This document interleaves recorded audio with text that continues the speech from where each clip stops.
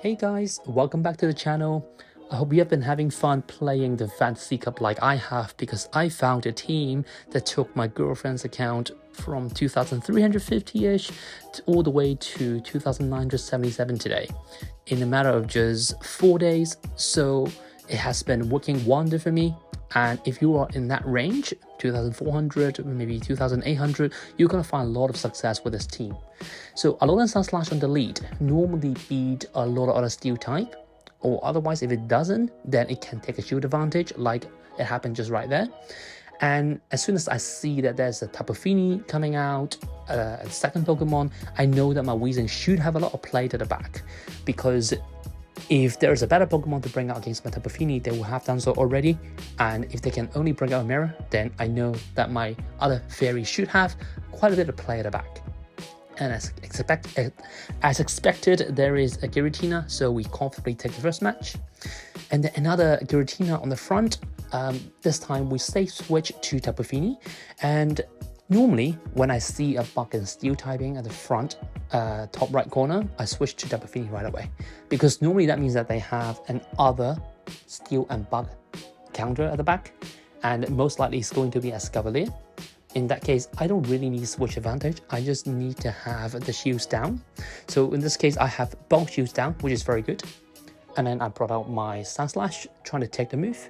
I'm pretty much not going to shield normally, but sometimes I do. Like this one I do, because I just got scared if one of my guesses are wrong. What if they have another Pokemon in the back that is a fairy type?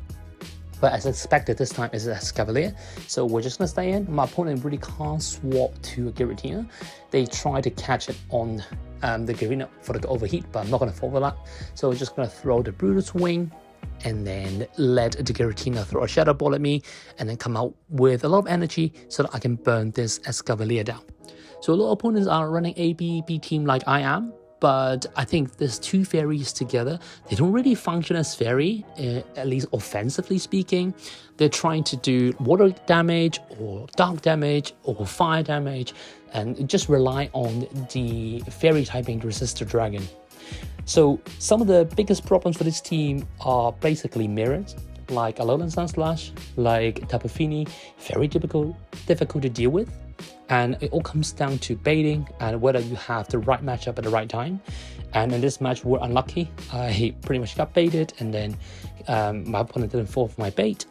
And then now I'm bringing out my Tapu Fini, but I know that pretty much this match I'm in deep trouble, because I don't think I can deal with whatever it is at the back without energy advantage.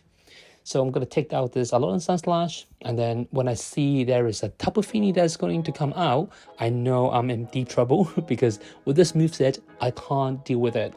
If you have Play Rough, it takes around 2 Play Roughs, plus the Fairy Winds damage to take out the Tapu Fini.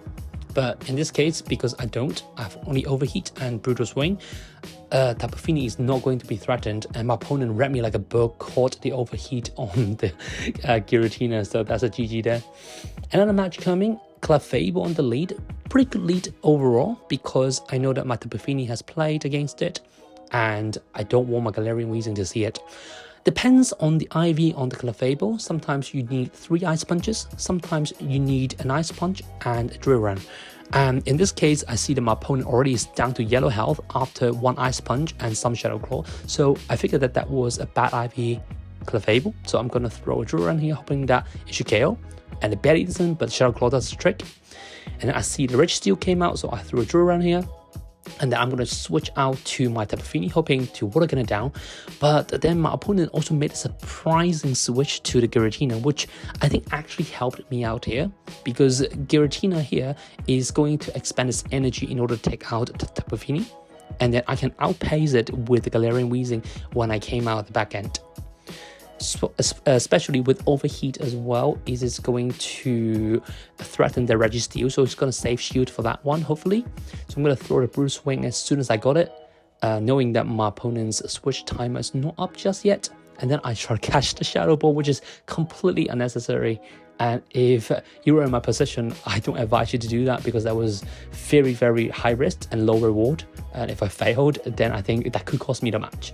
But here, luckily, we made the catch, so we threw the overheat there, my opponent didn't shield, and then that brutal swing is going to bring it very low to a farm down range of Fairy Wind, and that's actually very helpful to have a lower attack as well as the Zap Cannon debuffed my attack, because that makes me came out with more energy, and even a debuffed Brutal Swing at this range will be enough to KO this Giratina, and we outpace it at the end. So GG to my opponent there.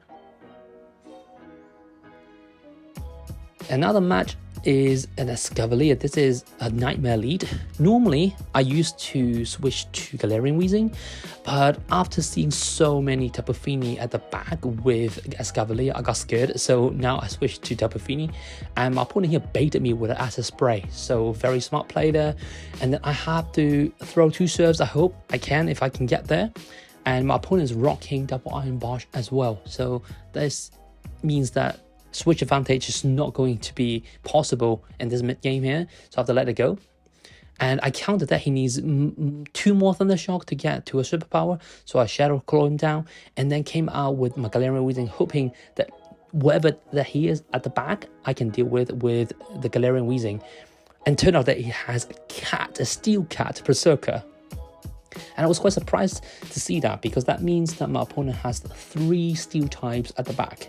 If he faces any fire type user like a Heatran or like a Fire Fang, Sashin, which I've seen once, he's going to be in deep trouble. But maybe it's a smart play as well, because my opponent really can't see a lot of fire users, and I haven't seen that many around. So props to my opponent there, but he caught the bait wrong, and then we take the match. Haxorus, another horrible lead, and normally I switch to my Galarian Weezing immediately and then throw the Brutal Swing before we got to the Earthquake. And opponents normally will shield this because they want to try to threaten shields back with Earthquake, or just try to bait me with Breaking Swipe. So I shielded that, and then I came up with another dragon. So this is, instead of a triple steel team, it's going to be a triple dragon team. We throw as many Brutal Swings we can afford to, and at this stage I actually going to shield because I figured that my opponent doesn't have a good answer to my Galarian Weezing, and I'm trying to catch another Shadow Ball on my Sandslash, and my opponent threw it right here, and my Sandslash is not going to have much value against that Haxorus here. We'll just throw the Ice Punch, take the last shield, let it get farmed down, and I think I'm going to come out with my Tapu Fini there, because I know that I can't tank an Earthquake here with my Galarian Weezing. So I'm going to come in with my Tapu Fini, and my opponent actually has a Registeel, which is also a big problem for this team, because it doesn't really have a true Registeel counter.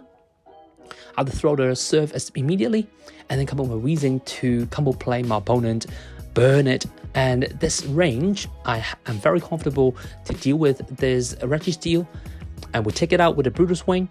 And with Galarian Weezing, it is so awkward because my opponent has to throw an Earthquake to take me out, and if he does, then wouldn't have enough energy to get another Earthquake to threaten my Tapu Fini, so my opponent concedes the match there. So I hope you enjoyed this video. If you have any success with your team, comment below, and I would love to hear it. Until the next one.